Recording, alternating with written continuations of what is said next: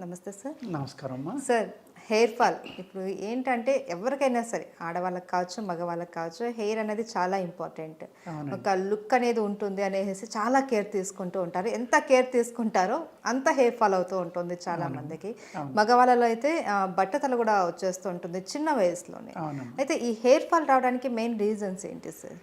అనేక రకాల రీజన్స్ ఉంటాయమ్మా. మనం దీని మీద చాలా వీడియోలు చేసాం.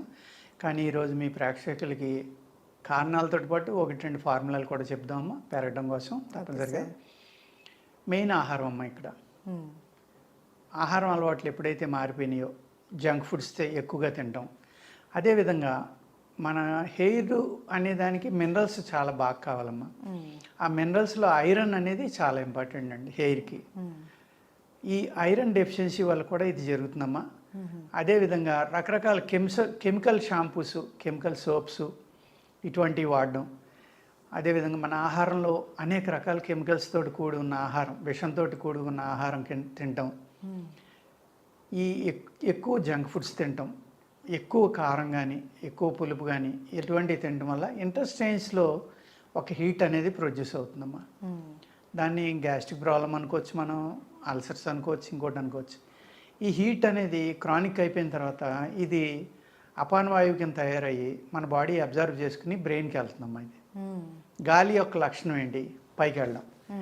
ఎక్కడికి వెళ్తుందమ్మా? చివరికి మన శరీరంలో బ్రెయిన్ దగ్గరికి వెళ్తుంది. అక్కడికి వెళ్ళిన తర్వాత ఆ బ్రెయిన్లో హీట్ పెరిగిపోతుందమ్మా. ఆ హీట్ వల్ల స్కాల్ప్లో కూడా మీకు హీట్ పెరుగుతుంది. ఈ హీట్ పెరగడం వల్ల ఏమవుతుందంటే అతివేడి వల్ల ఈ హెయిర్ ఫాల్ అనేది కూడా ఒక కారణం అమ్మా. అదేవిధంగా మనం నూనె రాయడం మానేసామండి. పూర్వం పిల్లలు పుట్టిన వెంటనే ఒక 6 నెలల నుంచి సంవత్సరం వరకు ఆముదం అనేది రాసేవారమ్మ. ఆముదం రాయడం వల్ల ఏమవుతుందంటే ఈ స్కాల్ప్కు చాలా చలవ చేస్తుందమ్మా. ప్లస్ పుట్టిన వెంటనే పిల్లలకి ఇక్కడ ఒక హోల్ ఉంది. ఓన్లీ స్కిన్ నుండి స్కాల్ప్ పూర్తిగా ఫామ్ అవుతుంది. ఏంటమ్మా దాని పేరు? పునికి అంటారు. అది పూర్తిగా ఫిలప్ అవుదమ్మా స్కాల్ప్ అనేది. ఆ తర్వాత అది పోడాలి. ఆ పోడాలి అంటే 1 ఇయర్ లోపల ఇంత లెక్క మీకు 1 ఇంచ్, ఒక స్క్వేర్ ఇంచ్ నుంచి 2 to 3 స్క్వేర్ ఇంచెస్ ఒక బోన్ ఫామ్ అవ్వాలంటే ఎంత కాల్షియం ప్రొడ్యూస్ అవ్వాలమ్మా చిన్నపిల్లల్లో. అందుకనే పిల్లల్లో కాల్షియం డెఫిషియన్సీ రాకుండా చూసుకోవడం ఇంపార్టెంట్ అమ్మా. అక్కడ జరిగే మెకానిజం వల్ల చూడండి, పిల్లల్ని మీరు అబ్జర్వ్ చేస్తే ఫ్యాన్ తిరుగుతూ ఉన్నా కూడా వాళ్ళ తలకి చెమట పడతా ఉంది.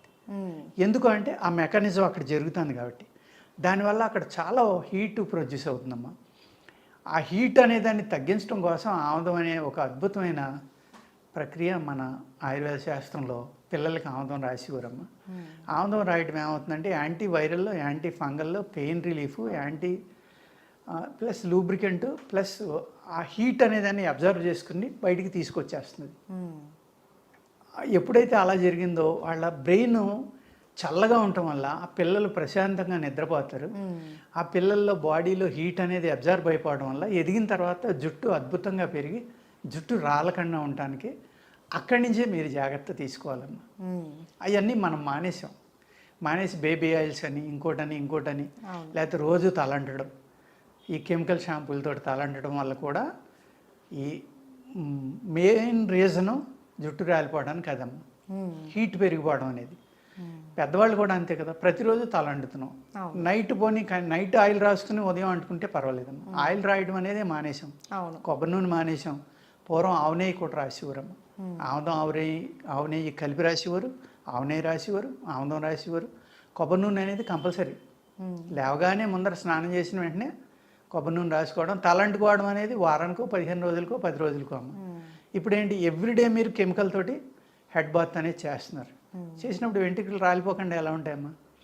అదేవిధంగా పొల్యూషన్ పెరిగిపోయింది, వాతావరణంలో పెరిగిపోవడం వల్ల కూడా మీకు డాండ్రఫ్ అనేది చాలా ఎక్కువగా పెరిగిపోయిందమ్మా. డాండ్రఫ్ పెరగడం వల్ల కూడా మీకు ఆ డాండ్రఫ్లో ఉన్న ఏదైతే ఫంగల్ ఇన్ఫెక్షన్, అది ఆ ఫంగల్ ఇన్ఫెక్షను అనేక రకాల బ్యాక్టీరియాలు అక్కడికి చేరడం వల్ల కూడా ఆ రూట్లోకి వెళ్ళి ఆ రూట్ని తినేయడం వల్ల హెయిర్ ఫాల్ జరిగామా. మళ్ళీ ఆ రూటు బతకపోవడం వల్ల ఏమవుతుందంటే బాల్డ్ హెడ్ కూడా వచ్చేస్తుందమ్మా. దాని నుంచి మనల్ని కాపాడుకోవాలంటే ఫస్ట్ది ఏంటంటే ఆముదం రాసుకోవటమ్మా.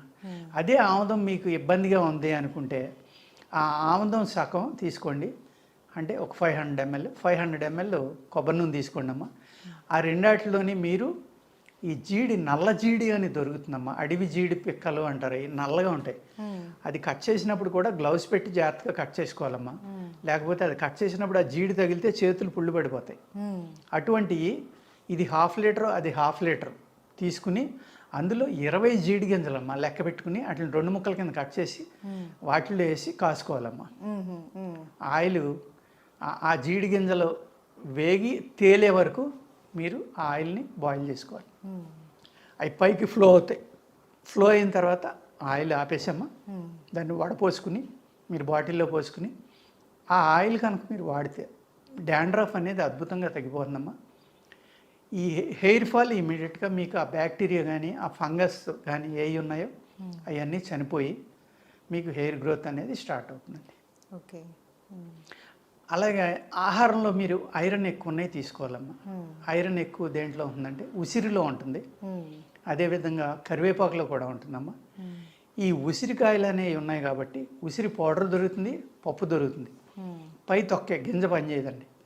పైన ఏదైతే వలపు అంటాం మేము, ఉసిరి వలపు అంటాం, అది తెచ్చుకున్నమ్మా మీరు కచ్చపచ్చగా కొట్టుకుని కషాయం కాసుకుని వారానికి కనీసం 4 రోజులు దాంతో తలంటుకుని ఈవినింగ్ శుభ్రంగా పడుకోండి. తుడిసేసుకున్నా పర్వాలేదు, ఆ కషాయంతో అంటుకోవాలి. అంతే తప్ప మళ్ళీ సబ్బులేం వాడకూడదమ్మా. అలా అంటుకుని కనుక వారానికి ఒకసారి ఒక 4 సార్లు అంటితే మంచిదమ్మా. మినిమం వారానికి ఒకసారి మీకు ఎంత కుదరకపోయినా. ఈ ఐరన్ అనేది ఆ హెయిర్కి అందటం వల్ల హెయిర్ ఫాల్ తగ్గుతుందమ్మా. చాలా మీ వెంట్రుకలు ఏ అయితే ఉన్నాయో ఇవి చాలా అందంగా షైనింగ్ తోటి ఉంటాయి, ఆరోగ్యంగా ఉంటాయి. ఇది కూడా చాలా సింపుల్గా చేసుకున్నామా, అందరూ వాడుకోవచ్చు. ఈ విధంగా హెయిర్ ఫాల్ నుంచి, అంటే హెయిర్ ఫాల్ గురించి అన్ని టీవీలు అడుగుతూనే ఉంటాయమ్మా. అన్నీ ఎప్పటికప్పుడు ఏదో ఒకటి చెప్తూనే ఉంటాం మేము. ఎందుకంటే మీరు అన్నట్టుగా అది సౌందర్యంలో ఆడవాళ్ళకేంటి మగవాళ్ళకేంటి చాలా ఇంపార్టెంట్ కాబట్టి దీని గురించి అనేక వీడియోలు చేస్తూ ఉంటామమ్మా. అదేవిధంగా మీరు గుంటకల్లగరాకు అంటారు కదా, గుంటగన్నాకు అంటమ్మా. ఆ గుంటగన్నాకు తర్వాత గురివిందాకమ్మ, ఈ 2 రకాల ఆకులు తెచ్చుకుని వాటిని కషాయం కాసుకుని ఎండాకులు కనుకుంటే 4 భాగాలు నీళ్లు పోసుకున్నామా, ఒక భాగం వచ్చేదాకా కషాయం కాసుకోవాలి. ఆ 2 రకాలు, ఆ 2 కషాయాలు కలుపుకుని అందులో మీరు మర్రి ఓడలు ఉంటాయి, మర్రి చెట్టు ఓడలు ఉంటాయి కదమ్మా, ఆ లేత ఓడలు తీసుకుని వాటిని కూడా బాగా నలగొట్టి కషాయం కాసుకుని ఈ 3 కషాయాలు ఎంత ఉన్నాయో అంత నూనె తీసుకోవాలమ్మా. కొబ్బరి నూనె కానీ నువ్వుల నూనె కానీ. ఈ కషాయాలు పూర్తిగా బాయిల్ అయిపోయి నూనె ఒకటి మిగిలిదాకా కాసుకోవాలమ్మా. కాసుకున్న తర్వాత దానిని మీరు డైలీ కనుక అప్లై చేస్తూ ఉంటే చాలా బాగా మీ గ్రోత్ అనేది వస్తుందమ్మా. హెయిర్ గ్రోత్ చాలా అంటే చాలా బాగా పెరుగుతుంది జుట్టు. ఆరోగ్యకరమైన జుట్టు మీకు కావాలి అంటే 1 లీటర్ కొబ్బరి నూనె తీసుకుని 200 గ్రామ్స్ నిమ్మరసం పోయాలమ్మా అందులో. అంటే 200 ml, గ్రామ్స్ కాదు. ఆ నిమ్మరసం ఇరిగిపోయేదాకా కాసుకుని ఆ ఆయిల్ అనేది మీరు రాసుకున్నా కూడా విటమిన్ సి ఉండటం వల్ల ఐరన్ అబ్జర్వ్ చేసుకుని ఈ కొబ్బరి నూనె రాయడం వల్ల చల్లదనం వల్ల కూడా మీ శరీరం నుంచి ఆటోమేటిక్గా ఆ హెయిర్కి కావాల్సినవి అన్నీ స్కాల్ప్లోకి ప్రొడ్యూస్ అయ్యి ఆరోగ్యంగా జుట్టు పెరగడానికి అది కూడా చాలా అద్భుతంగా పనిచేస్తుంది. ఓకే, చాలా థ్యాంక్ యూ సో మచ్ గురుగారు. ఎందుకంటే చాలా రకాల చిట్కాలు తెలియజేశారు మాకు. అండ్ హెయిర్ ఫాల్ కాకుండా ఎలాంటి జాగ్రత్తలు తీసుకోవాలి ఇవన్నీ కూడా మాకు తెలియజేశారు. ధన్యవాదాలు. నమస్కారం.